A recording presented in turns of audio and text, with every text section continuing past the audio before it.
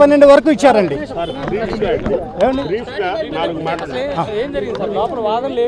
ఏమండి ఇప్పుడు ఏమీ లేదు. ఇక్కడ మొత్తం 8 సెక్షన్స్లో ముఖ్యంగా 10 సంవత్సరాలు 7 సంవత్సరాల పైన ఉన్నవి ఏంటా అనేది చూసుకుంటే 307 అటెంప్ట్ టు మర్డర్, చంపాలనే ఉద్దేశంతో అతన్ను కాళ్ళు కట్టేసి ఆ రోజు అతను చిత్రహింసలు పెట్టారు.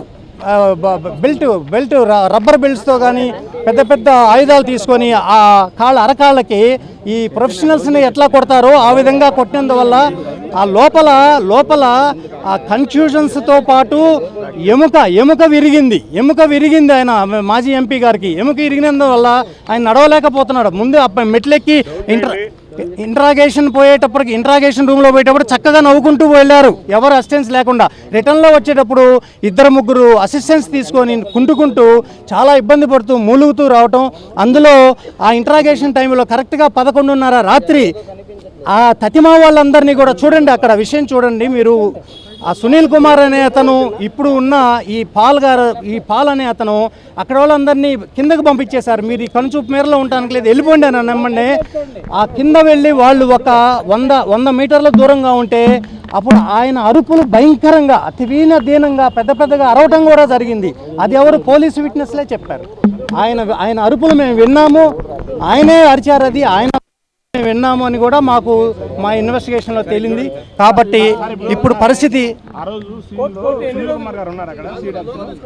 వచ్చారు, సునీల్ కుమార్ ఉన్నారు, A1 మొదటి ముద్దాయి ఉన్నారు. అతనే ఇదంతా ప్రోద్బలం చేసి ఆ కొట్టేటప్పుడు వీడియో తీయటం కూడా ఆయనే. సునీల్ కుమార్ వీడియో తీసేసి ఆ విధంగా పై వాళ్ళకి పంపించారు. ఆ పై వాళ్ళు ఎవరనేది మాకు తెలియదండి. అది ఇంకా ఇన్వెస్టిగేషన్లో తేలాలండి. మేము అందుకే ఇప్పుడు రేపు పిటిషన్ వేస్తున్నాం, రేపు కస్టడీ పిటిషన్ వేస్తున్నాము. ఇంకా ప్రైమరీ స్టేజ్లోనే ఉంది ఇన్వెస్టిగేషన్. ఈ టైంలో మీరు ఏమి అడగడానికి లేదండి. రేపు ఆ పాలనే అతన్ని ఆ 4వ ముద్దాయిని కస్టడీకి తీసుకున్న తర్వాత కూలంకషంగా ఏమైంది ఏంటనేది మా SP Ongole superintendent of police ఆయన దీంట్లో ఇన్వెస్టిగేటింగ్ ఆఫీసర్ పూర్తిగా అన్ని వివరాలు త్వరలోనే తేలుతాయి. 14 రోజులు ఇచ్చారండి. డిసెంబర్ 10వ తారీఖు వరకు.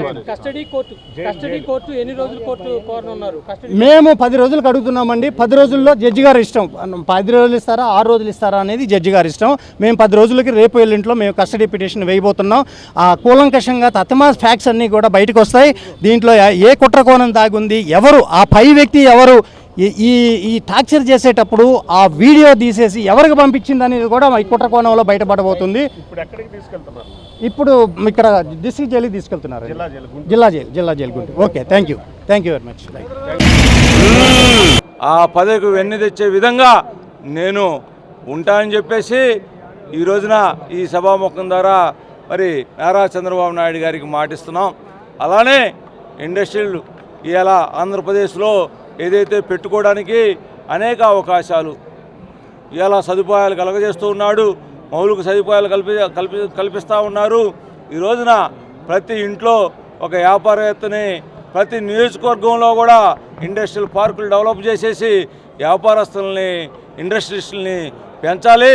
తద్వారా రెవెన్యూ పెరిగి ఆంధ్రప్రదేశ్ సస్యశ్యామలంగా ఉండాలంటే ఇన్కమ్ కావాలని చెప్పేసి గుర్తించినటువంటి మహామేధావి అయినటువంటి మా నాయకులు నారా చంద్రబాబు నాయుడు గారు ఈ రోజున ఆంధ్రప్రదేశ్ని అభివృద్ధి దిశగా పరుగులెత్తిస్తున్నటువంటి మా నాయకులకి ధన్యవాదాలు తెలియజేసుకుంటున్నాం.